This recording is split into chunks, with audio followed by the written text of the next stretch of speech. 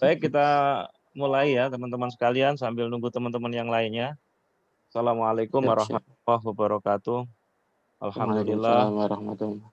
Allahumma sholli ala Waalaikumsalam. Muhammad wa ala ali Muhammad amma ba'du. Teman-teman sekalian, eh, di semester ini saya mengasuh mata kuliah studi integrasi Islam dan Sains ya. Perkenalkan, nama saya Dr. Nasrul Syarif, MSI.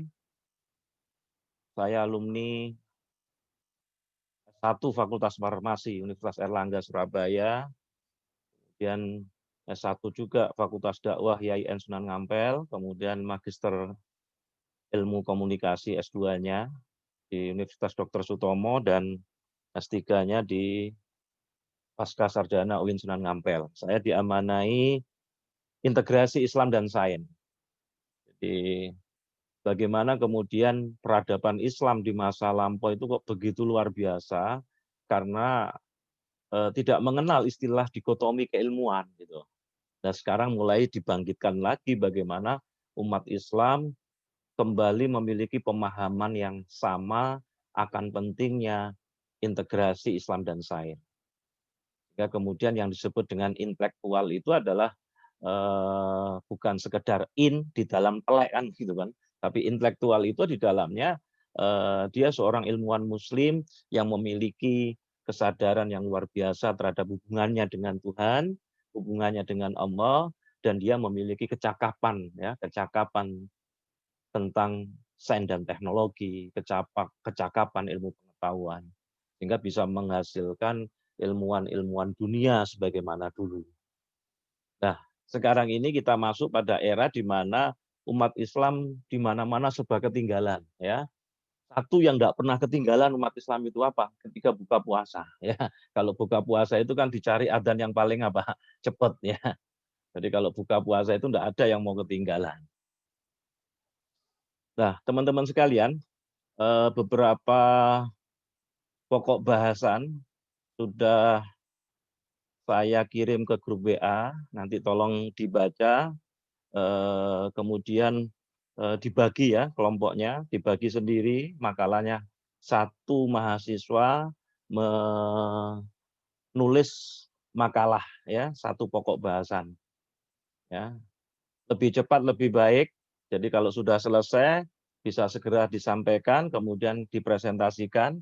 Saya akan kasih apresiasi bagi teman-teman mahasiswa yang bisa menyelesaikan dengan cepat. Bagaimana penilaiannya sudah saya kasih presentasinya di grup BA ya, sudah saya kirim itu. Jadi seperti kakak-kakak kelasmu sebelumnya, mereka yang berhasil menyelesaikan makalahnya paling cepat dan presentasi dahulu, maka saya kasih apresiasi. Sudah, saya pastikan dapat nilai A+. Ya. Dan jangan sampai nanti kuliah sudah selesai, makalah belum selesai juga. Nah, itu bisa jadi nggak lulus. Nah, kemarin dapat pesan juga dari Direktur Pasca Sarjana, teman-teman juga aktif masuk kuliah. Sehingga karena penilaian saya 30% dari presensi. Bahkan Pak Suko mengatakan jangan sampai 50%, jadi sampai tidak masuk sampai 50%, maka nilainya tidak keluar. Maka untuk nambahnya nanti akhirnya kan dikasih tambahan lagi tugas. Jadi saya berharap semuanya lulus. Dan ya semuanya nanti lulus tepat waktu ya. Jangan ditunda-tunda. Amin, amin. Ya, karena kalau ditunda-tunda nanti biayanya juga bengkak, teman-teman sekalian. Jadi yang paling penting adalah bagaimana Anda sungguh-sungguh, kemudian tahu betul nanti kira-kira apa yang saya akan lakukan untuk penelitian. Nah, sebagai pengantar dari kuliah siang hari ini, saya akan sampaikan beberapa hal motivasi, karena kadang-kadang semangat itu kan bisa naik turun gitu ya. Kadang semangat, kadang futur kan gitu.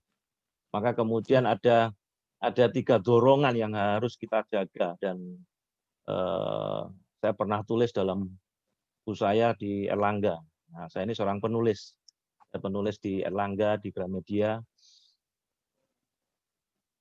Ada 3 dorongan ketika manusia melakukan sesuatu itu. Dorongan yang pertama adalah kita sebut dengan istilah al-quwatul madiyah. jadi kekuatan materi. Ini adalah dorongan motivasi yang paling lemah. Karena biasanya dia akan termotivasi, dia akan semangat kalau dorongannya sifatnya materi saja. Misalnya, kalau misalnya kita bisa menyelesaikan ini tepat waktu, nanti dapat hadiah sekian-sekian gitu kan. Nah, itu berarti dorongannya masih materi. Dan ini dorongan yang paling rendah. Karena dorongan kuatul madiyah itu paling rendah. Ketika sesuatu itu tidak tercapai, maka dia akan malas. Maka dia tidak akan semangat lagi meraihnya. Yang kedua, dorongan untuk melakukan motivasi bagi manusia yang kedua itu adalah kuatul maknawiyah. Dorongan yang bersifat maknawi, kejiwaan. Ini biasanya jauh lebih kuat daripada materi tadi. Jadi misalnya karena pada saat ketika dia di desa ya, wah ini ada pintu yang terbuka ini ya. Saya mute all lagi ya. Ini saya mute all semuanya. Oke, saya lanjutkan. Jadi ada 3 dorongan ketika manusia melakukan sesuatu itu. Yang pertama adalah dorongan yang bersifat materi. Jadi al-quwatul madiyah.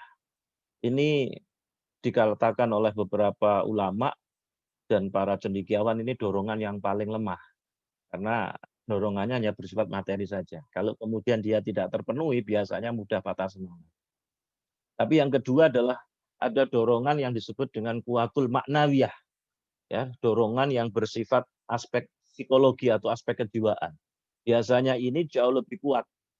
Jadi misalnya karena dia pernah di desa, itu ketika dia berangkat diterima di salah satu perguruan tinggi negeri ternama misalnya, tapi karena kemudian dia tidak punya uang, kemudian bapaknya itu ngajak dia berutang pada orang yang paling kaya di desanya misalnya.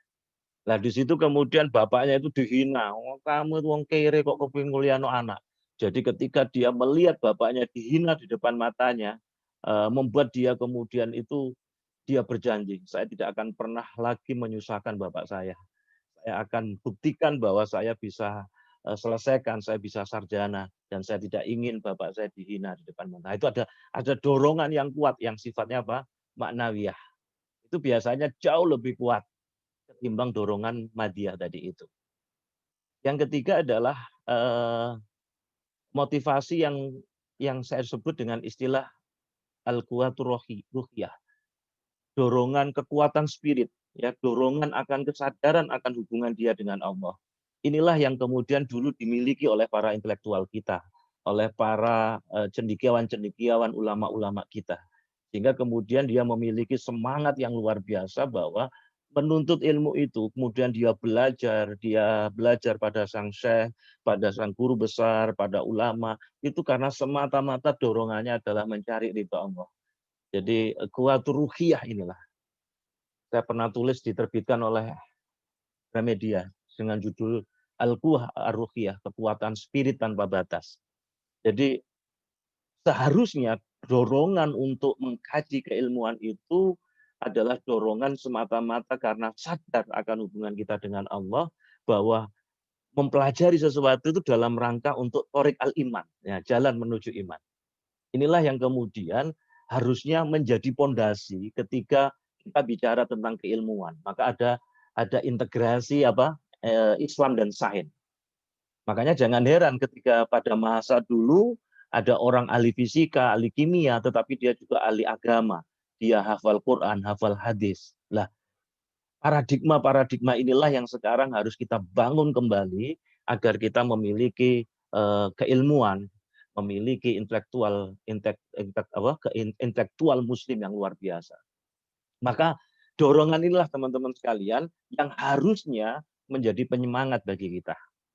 Jadi kita kuliah ini, ngambil S2 ini bukan karena hanya kepingin dapat gelar saja, tetapi kita ingin semata-mata ingin mencari ridha Allah, kita ingin mendapatkan ilmu yang bermanfaat. Ya, bukan sekedar kepingin jadi pinter terus ulama terus nyanyi ulama, bukan itu. Karena kalau itu yang menjadi tujuan, akhirnya kemudian sia-sia. Oleh karena itu kemudian aspek pertama dan mendasar agar kita memiliki semangat keilmuan yang luar biasa, dan itulah dulu yang dimiliki oleh para ilmuwan kita. Apa itu? Kesadaran akan hubungan dia dengan Allah. Jadi kesadaran akan hubungan dia dengan Allah itulah kemudian memacu dia untuk semangat mempelajari ilmu, semangat mempelajari ilmu-ilmu dasar Islam, semangat mempelajari ilmu-ilmu kehidupan. Yang dengannya nanti itulah akan memunculkan yang saya sebut dengan intelektual muslim. Nah, paradigma pendekatan integrasi Islam dan sains ini nanti ada 3 paradigma yang berkembang di tengah-tengah para intelektual kita. Nah, nanti Anda bisa baca pengantar mata kuliah ini, sudah saya kirim makalahnya. Dan nanti bukunya sudah saya tulis, jadi tinggal Anda kemudian pesan, terus saya kirim ke WA, nanti alamat lengkapnya, bukti transfernya nanti kita kirim via pos. Sehingga Anda kemudian bisa membacanya, sekaligus bisa jadi motivasi. Ya. Jadi kalau di luar negeri itu, kalau di Al-Azhar, kebetulan anak saya di Al-Azhar, atau di beberapa kuliah di Timur Tengah, atau di beberapa negara, itu biasanya buku yang dikaji adalah bukunya dosennya. Jadi sang syekh atau sang profesor itu menyampaikan sesuatu ya ilmu yang dia tulis gitu, ilmu yang dia tulis. Dan keilmuan ini tidak banyak di Indonesia. Jadi di Indonesia itu belum terbiasa kayak gitu. Makanya kemudian budaya literasi ini yang harus kita kembangkan. Saya berharap nanti mahasiswa saya, murid-murid saya itu punya hobi mengembangkanlah budaya literasi. Karena ketika kemudian ilmu itu ketika ditulis, kalau toh kemudian kita meninggal dunia dan itu berubah menjadi berupa karya jadi buku, maka sekalipun orangnya meninggal dunia, tetapi selama ilmunya itu masih dikaji, dipelajari oleh banyak orang, maka nama kita tetap hidup, nama kita tetap abadi, dan ilmu itu akan bermanfaat. Itulah yang sebenarnya semangat dorongan itu, ya dorongan untuk semata-mata untuk mencari ridho Allah, bukan kemudian kepingin dapat gelar MPD atau gelar doktor yang S3 dan sebagainya. Tetapi bagaimana kemudian kita memiliki keilmuan yang manfaat tadi itu. Maka ini yang saya tekankan di awal pada setiap perkuliahan, pada setiap mahasiswa saya, karena saya berharap saya bisa menghadirkan dan mendidik anak-anak mahasiswa kami, ini orang-orang yang calon-calon intelektual di masa depan. Ya, apalagi ada putranya banyak kiai, ya ini ada gus-gus ya, ada bunyai ya, calon bunyai ini ya. Nah, ini harus memiliki semangat yang luar biasa.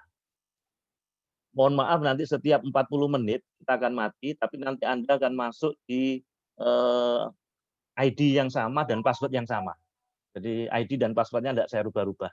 Sehingga nanti tinggal Anda masuk kembali. Gitu ya. Ini saya rekam, nanti saya akan upload di YouTube, karena bisa jadi nanti Anda bisa lihat lagi, ngulang lagi, dengerin gitu ya. Atau kemudian ada teman Anda yang kemudian ketinggalan, nanti linknya akan saya kirim ke grup WA. Ya, ini poin yang pertama.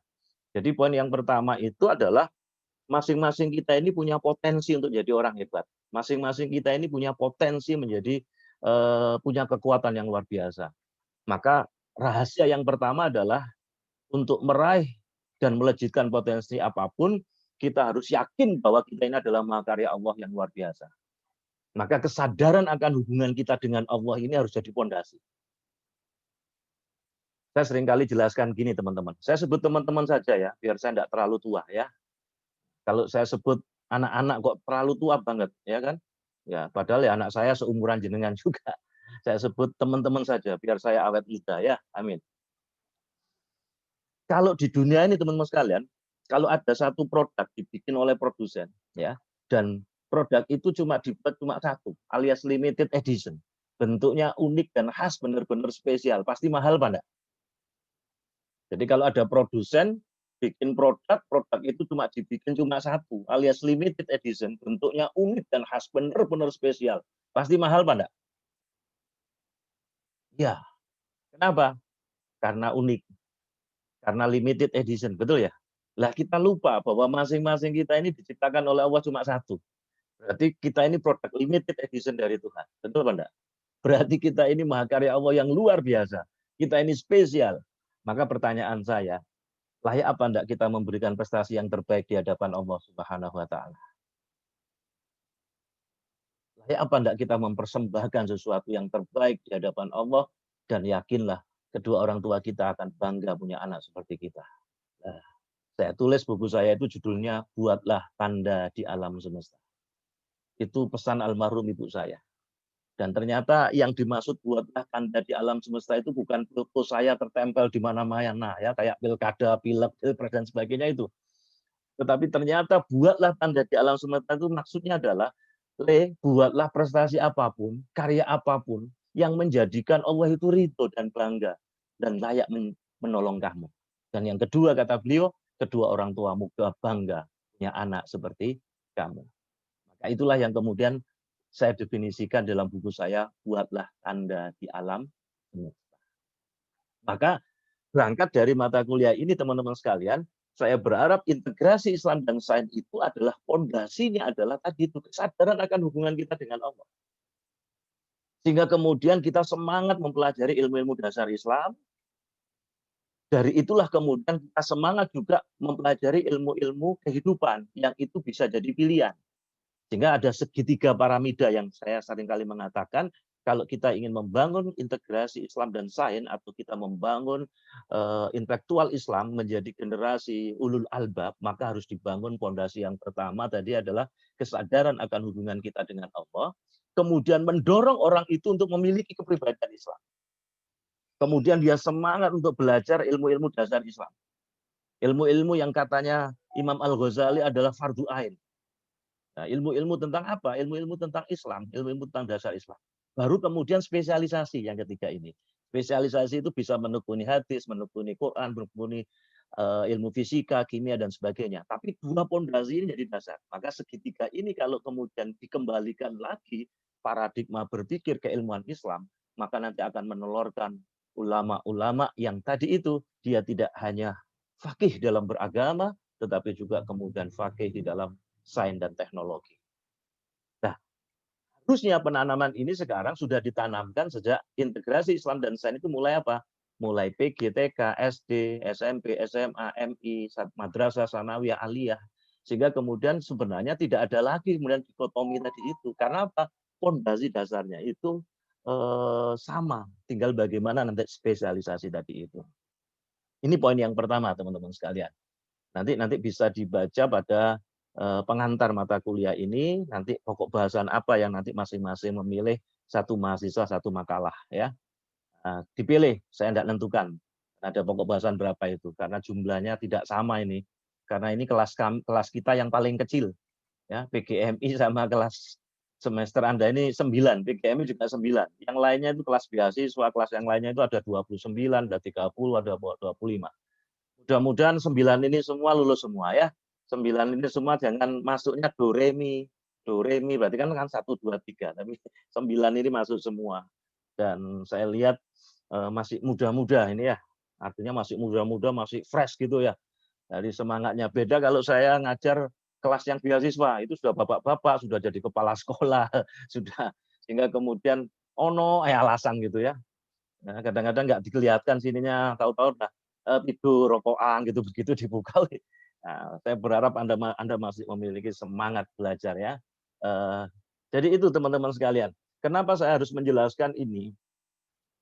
Kesadaran akan hubungan kita dengan Allah inilah nanti yang membuat kita punya niat yang benar, niat yang lurus di dalam mengkaji ilmu itu. Jadi bukan karena gelar, bukan karena jabatan, apalagi bukan karena sungkan rek aku dadi anake Pak Yai. Aku arep dadi mantune Pak Yai kok mosok gak gelar MPD gitu enggak. Pokoknya niat semata-mata mencari ridha Allah untuk mendapatkan keberkahan ilmu itu. Karena ketika niat itu sudah tertata, dulu para ulama kita itu memahami semacam itu. Kenapa kemudian al-idrak silah billah atau kesadaran akan hubungan kita dengan Allah itu jadi pondasi. Ini poin dasar yang harus diletakkan di awal. Kalau tidak nanti lepas. Karena dorongan tadi kan ada 3 motivasi. Ada yang bersifat apa tadi? Kuwatul madiyah materi, ada kuwatul maknawiyah, ada kuwatul ruhiyah. Nah, kuwatul ruhiyah inilah yang harus dibangun lagi pada diri kaum muslimin, pada diri intelektual muslim. Karena sekarang ini kan banyak kemudian pragmatis sekali ya. Banyak politikus ya, banyak tikus ya, akhirnya negara ini carut-marut tidak karu-karuan. Ini kalau terjadi terus-menerus wes bablas angine kita ini. Jadi nanti polanya nanti virus sableng teman-teman sekalian. Ya, kalau sudah jadi menghabiskan berapa miliar, nanti akhirnya 2 tahun bagaimana caranya mengembalikan modal, ya. Syukur-syukur 1 tahun ngurusi rakyat, kemudian 2 tahun persiapan pemilu berikutnya. Maka ini kalau 1969 saya katakan ini pola Wiro Sableng ini. Kalau diteruskan sableng negara ini. Saya tidak ingin mahasiswa saya ini harus mengembalikan lagi semangat keilmuan, mengembalikan lagi semangat keintelektualan. Dan saya yakin Indonesia masih bisa bangkit, Indonesia masih bisa maju, asalkan mindset berpikirnya kemudian ditata lagi. Oke, itu poin yang pertama. Poin yang kedua, tadi teman-teman sekalian, kesadaran akan hubungan kita dengan Allah, kita yakin bahwa kita ini adalah mahakarya Allah yang luar biasa. Kita ini adalah spesial, kita ini unik, kita ini terlahir sebagai sang juara. Betul Pak enggak? Kita ini terlahir sebagai sang juara Pak enggak? Betul Pak enggak? Masih ngantuk enggak kan? Dari sekian juta sel sperma, ya, spermanya Bapak Anda masing-masing, hanya satu yang sampai di sol ovumnya ibu Anda. Nyampe saja kalau enggak ditolong oleh Allah mati. Betul apa enggak? Jadilah sigot, membelah 9 bulan lahirlah kita masing-masing. Berarti sejak lahir kita ini juara Pak enggak? 1, kita ini sudah spesial. 2, kita ini juara. Maka layak kita membangun lagi apa? Mental juara ini, ya. Mental juara ini itu dilemahkan oleh setan. Karena setan itu tidak suka hidup kita ini mulia. Betul Pak enggak? Jadi sejatinya ketika Allah menciptakan Nabi Adam, manusia itu sudah dimuliakan oleh Allah. Buktinya apa? Malaikat iblis disuruh sujud. Ya. Artinya derajat manusia itu mulia. Sudah mulia dimanja oleh Allah dimasukkan surga. Itu artinya tempat kembali manusia itu adalah surga harusnya. Betul Pak enggak? Nah pertanyaannya malaikat iblis ketika diminta sujud oleh Allah mau apa enggak? Hormat sama Adam. Malaikat mau ya kan? Iblis tidak mau. Kenapa iblis tidak mau? Karena dia merasa lebih mulia. Maka karena kesombongannya lah iblis dikeluarkan oleh Allah dari surga. Lah sejak saat itulah teman-teman sekalian, iblis itu dendam, dengki, dongkol sama kita. Maka dia berusaha mengganggu kita. Ya, makanya kalau ada manusia ya, yang memiliki sifat dendam, dengki, dongkol, maka itu sifatnya apa? Iblis ya, nggak usah keras-keras. Nanti bilang iblis untuk koncone, iblis kon itu ya. 3D, dendam, dengki, dongkol. Dan saat itu dia berdoa sama Allah. Ternyata doanya dikabulkan oleh Allah. Apa doanya iblis? Dia dikasih oleh Allah umur panjang. Maka apa artinya itu? Kalau iblis saja kalau berdoa dikabulkan oleh Allah, apalagi manusia. Ya, maka kalau ada manusia malas berdoa, kalau ada manusia malas beribadah, maka berarti ngalang-ngalai iblis kan gitu. Nah, kesadaran akan hubungan kita dengan Allah ini, kesadaran bahwa kita ini ada mahakarya Allah yang luar biasa, kesadaran bahwa manusia itu derajatnya mulia dan tempat kembalinya surga, ini adalah fondasi yang tidak boleh kita lepas. Karena inilah yang nanti mampu mendorong kita untuk semangat belajar, semangat memberikan karya, semangat dalam bahasa saya adalah membuat tanda di alam semesta. Ya, ini mulai remaining ya, masih ada waktu 8 menit. Ya. Nanti kita mati sebentar, langsung kembali di password dan ID meeting yang sama ya.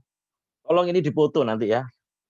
Nanti dipoto di grup sebagai absen. Absennya seperti biasa, seperti sebelum-sebelumnya, tapi kemudian ada bukti fotonya ya. Baik, ini pondasi dasar teman-teman sekalian. Ya, yang ini tidak boleh dilewatkan, harus dijaga. Kenapa? Karena setan ganggu kita. Setan mengganggu kita di 5 hal. Hati-hati teman-teman sekalian. Manusia itu punya kekuatan utama yang letaknya di antara 2 telinga. Apa kekuatan utama manusia yang letaknya di antara 2 telinga? Iblis itu mengganggunya di 2 telinga ini. Apa teman-teman sekalian? Ya, otak. Ya, akal. Saya tanya, kambing punya otak apa enggak? Ya, ada yang bilang enggak punya. Kambing punya otak apa enggak? Manusia punya otak apa enggak?